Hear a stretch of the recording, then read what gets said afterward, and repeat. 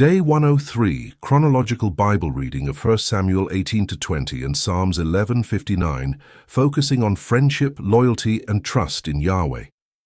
Discover how Jonathan and David sealed a soul covenant that echoes through the ages, while Saul descended into deadly jealousy. In the royal palace, David's victory over Goliath elevated him to national hero status. When the women danced singing, "Saul has slain his thousands, but David his 10,000s," the king felt the weight of envy grip his heart. Jonathan, however, saw in David something different, not a rival, but a brother. That day was born a friendship that would mark generations, a bond that transcended politics and power. Saul's paranoia drove him to attempt David's murder with his own spear, not once, but twice. The king, obsessed by the darkness envy brings, believed only his rival's blood could restore his peace. But divine providence had other plans. Michal, David's wife, saved him by lowering him through a window while using a sacred object as a disguise to deceive the pursuers. When David fled to Ramah seeking refuge with Samuel, even Saul's men fell under the Spirit of Yahweh, unable to fulfill their murderous mission. Meeting in secret with Jonathan during the new moon feast, David and his friend hatched a desperate plan. If Saul flared in rage at the banquet table, it would be the sign that death hovered over David. When all came to pass as predicted, the two friends embraced, weeping, knowing separation was imminent. Jonathan asked David never to forget the loyalty they had sworn to each other, sealed in the name of the Lord that would be eternal. When foundations are destroyed, when injustice seems to prevail, the answer is simple: trust in Yahweh. The psalmist proclaims that the upright in heart will behold the face of the Lord, while the wicked will face the fire of his judgment. Surrounded by Saul's men at his own house, David cried out for deliverance. This psalm breathes tension and urgency, the siege of night, enemies sniffing like wild dogs, yet it also breathes unwavering confidence that the stronghold of Yahweh is his refuge. Today you will learn Qashar, to knit-bind, the soul-knit friendship that unites David and Jonathan. Teraphim, household idol, the object Michal used to deceive the pursuers. And Chesed, covenant loyalty, the eternal faithfulness Jonathan begs David to preserve. Drop a comment. Day 103, I'm in. Which moment of today's reading touched your heart?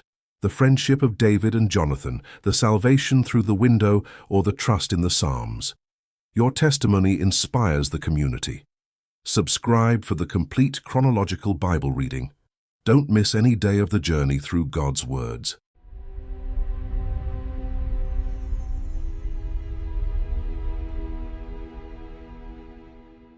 1 Samuel, chapter 18. When he had finished speaking to Saul, the soul of Jonathan was knit with the soul of David, and Jonathan loved him as his own soul. Saul took him that day and wouldn't let him go home to his father's house anymore. Then Jonathan and David made a covenant, because he loved him as his own soul. Jonathan stripped himself of the robe that was on him and gave it to David with his clothing, even including his sword, his bow, and his sash. David went out wherever Saul sent him and behaved himself wisely, and Saul set him over the men of war. It was good in the sight of all the people, and also in the sight of Saul's servants. As they came, when David returned from the slaughter of the Philistine, the women came out of all the cities of Israel, singing and dancing, to meet King Saul with tambourines, with joy, and with instruments of music. The women sang to one another as they played and said, "Saul has slain his thousands, and David his 10,000s." Saul was very angry, and this saying displeased him.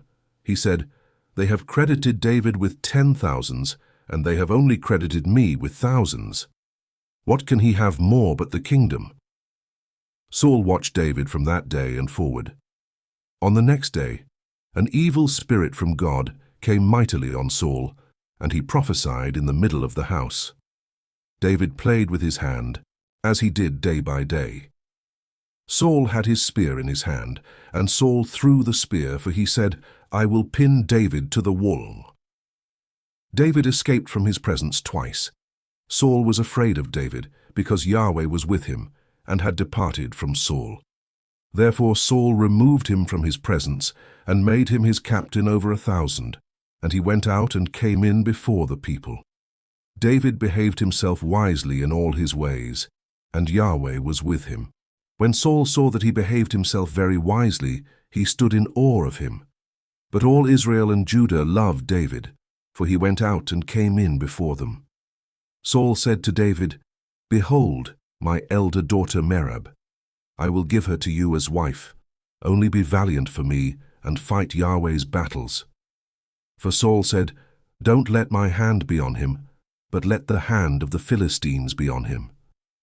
David said to Saul, "Who am I, and what is my life, or my father's family in Israel, that I should be son-in-law to the king?"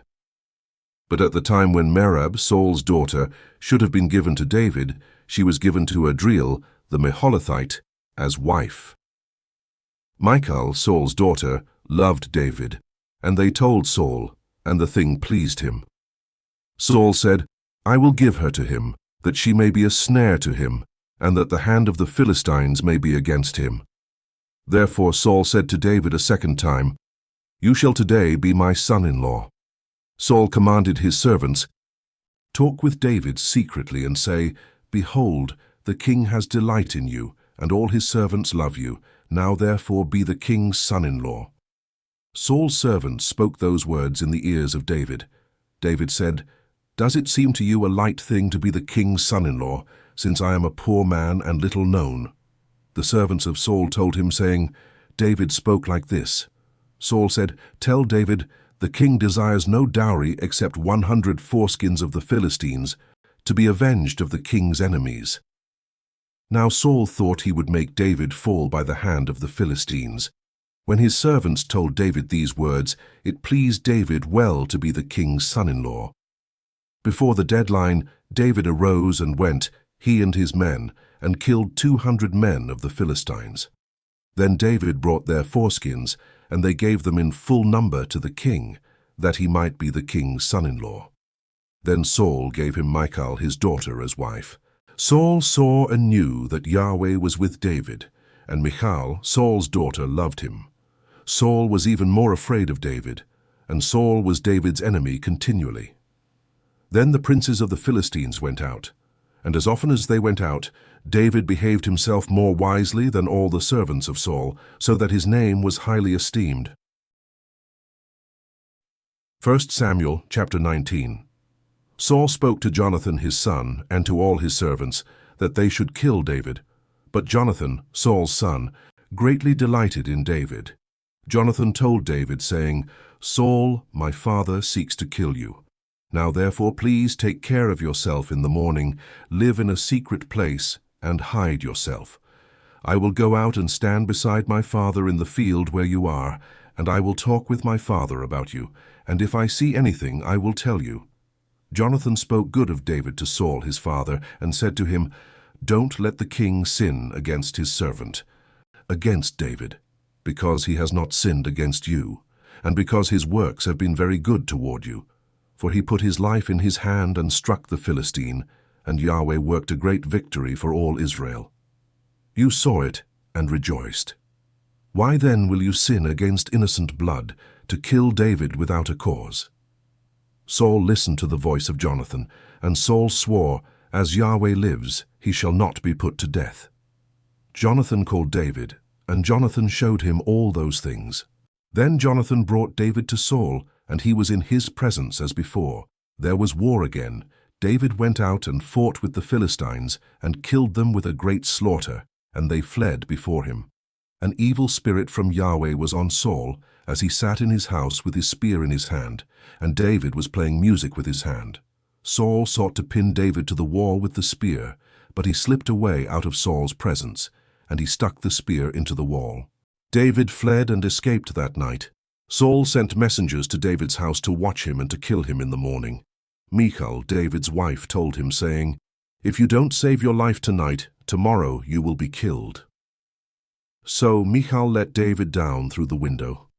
He went away, fled, and escaped. Michal took the teraphim and laid it in the bed, and put a pillow of goat's hair at its head, and covered it with clothes. When Saul sent messengers to take David, she said, "He is sick."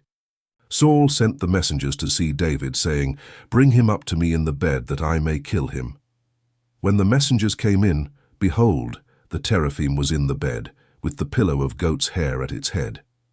Saul said to Michal, "Why have you deceived me like this, and let my enemy go, so that he has escaped?"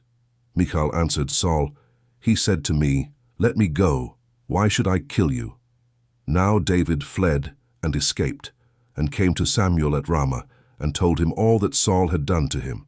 He and Samuel went and lived in Naioth.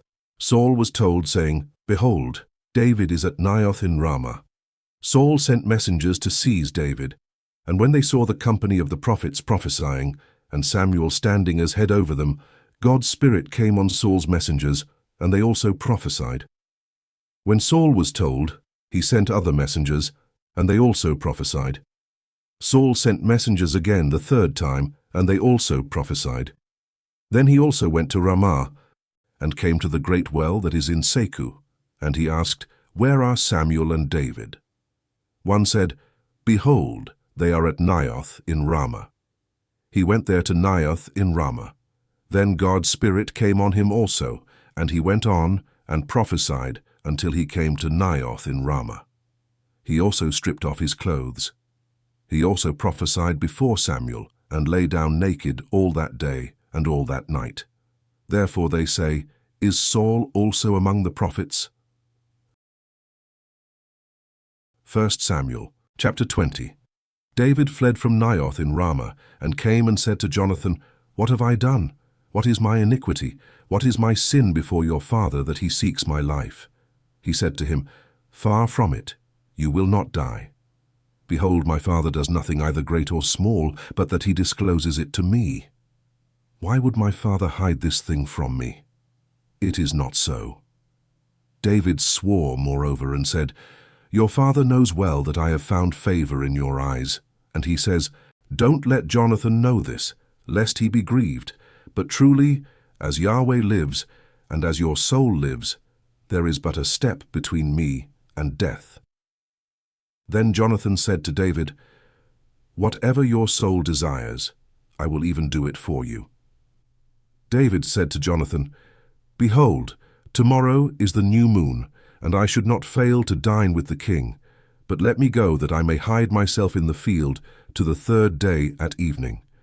If your father misses me at all, then say, 'David earnestly asked leave of me that he might run to Bethlehem, his city, for it is the yearly sacrifice there for all the family.'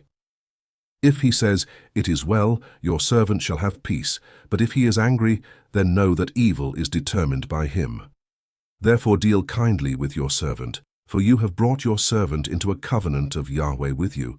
But if there is iniquity in me, kill me yourself, for why should you bring me to your father?" Jonathan said, "Far be it from you, for if I should at all know that evil were determined by my father to come on you, then wouldn't I tell you that?" Then David said to Jonathan, "Who will tell me if your father answers you roughly?"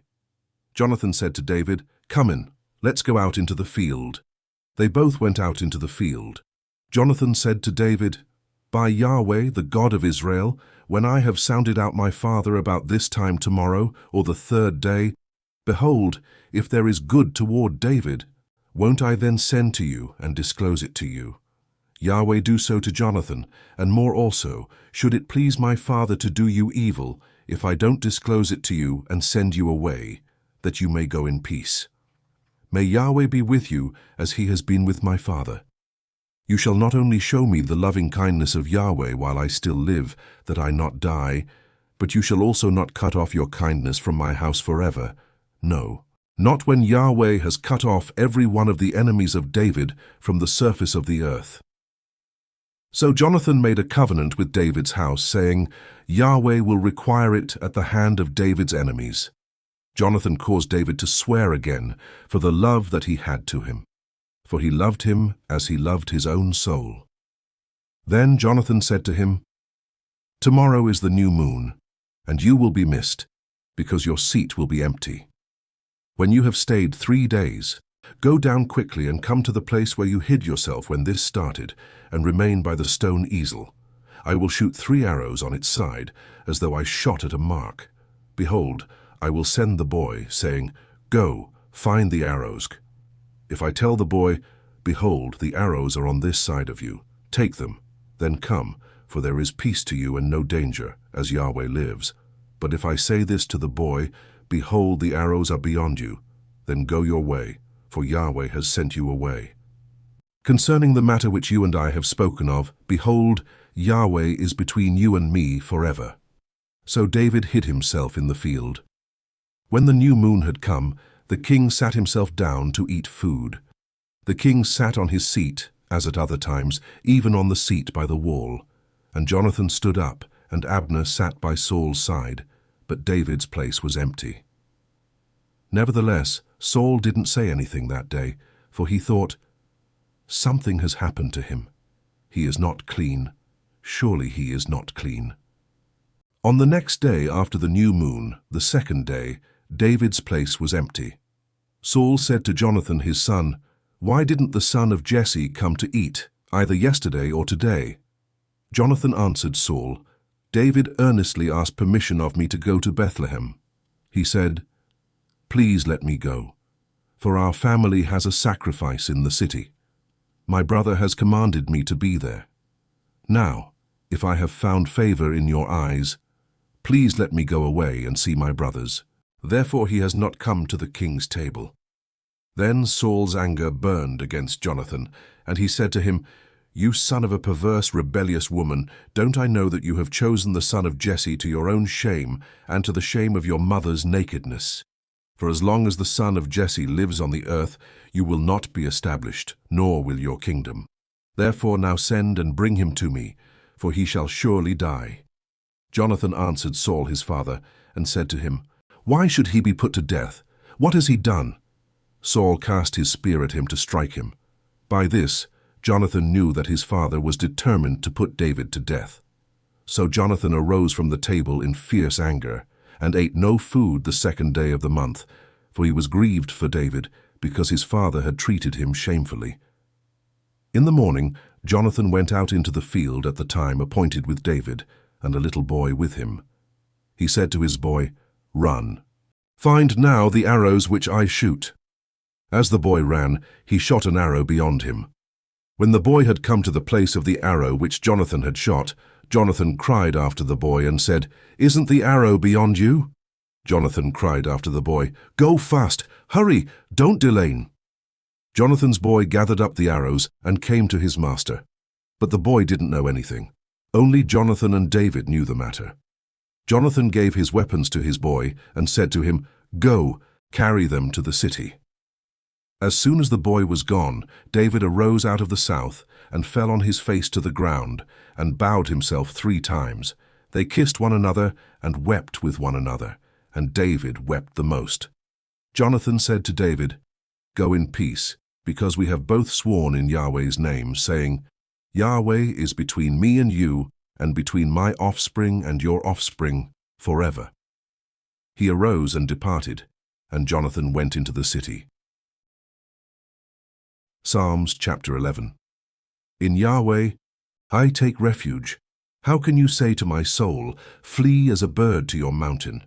For behold, the wicked bend their bows. They set their arrows on the strings, that they may shoot in darkness at the upright in heart. If the foundations are destroyed, what can the righteous do? Yahweh is in his holy temple. Yahweh is on his throne in heaven. His eyes observe. His eyes examine the children of men. Yahweh examines the righteous, but his soul hates the wicked, and him who loves violence. On the wicked he will rain blazing coals. Fire, sulfur, and scorching wind shall be the portion of their cup. For Yahweh is righteous, he loves righteousness. The upright shall see his face. Psalms, chapter 59. Deliver me from my enemies, my God. Set me on high from those who rise up against me. Deliver me from the workers of iniquity. Save me from the bloodthirsty men, For behold, they lie in wait for my soul. The mighty gather themselves together against me, not for my disobedience, nor for my sin, Yahweh. I have done no wrong, yet they are ready to attack me. Rise up, behold, and help me. You, Yahweh God of armies, the God of Israel, rouse yourself to punish the nations. Show no mercy to the wicked traitors. They return at evening, howling like dogs, and prowl around the city. Behold, they spew with their mouth. Swords are in their lips. For, they say, who hears us? But you, Yahweh, laugh at them. You scoff at all the nations. O my strength, I watch for you, for God is my high tower. My God will go before me with his loving kindness. God will let me look at my enemies in triumph. Don't kill them, or my people may forget. Scatter them by your power, and bring them down, Lord our shield. For the sin of their mouth and the words of their lips, let them be caught in their pride, for the curses and lies which they utter. Consume them in wrath. Consume them, and they will be no more. Let them know that God rules in Jacob, to the ends of the earth. At evening let them return. Let them howl like a dog, and go around the city. They shall wander up and down for food, and wait all night if they aren't satisfied. But I will sing of your strength. Yes, I will sing aloud of your loving kindness in the morning. For you have been my high tower, a refuge in the day of my distress. To you, my strength, I will sing praises. For God is my high tower, the God of my mercy.